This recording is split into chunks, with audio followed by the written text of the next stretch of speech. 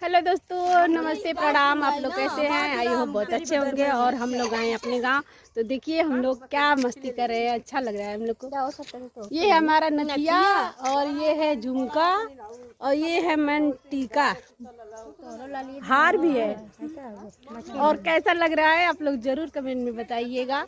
और इतने सारे सोने के भी पौधे लगे हुए हैं जो हम पहन लिए और ये भी पहन लिए, इसने भी पहन रखा है। तो गाइस हम लोग गांव में बहुत ही मस्ती कर रहे हैं। सच में बचपन की याद आ गई। और हम लोग बचपन जब छोटे थे तो इधर आते थे। पोहारी बाबा का मंदिर है इधर, हमारे पोहारी बाबा का आश्रम है।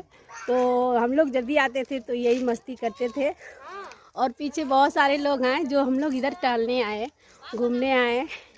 तो आप लोग देख सकते हैं कैसा लग रहा है, बचपन की यादें।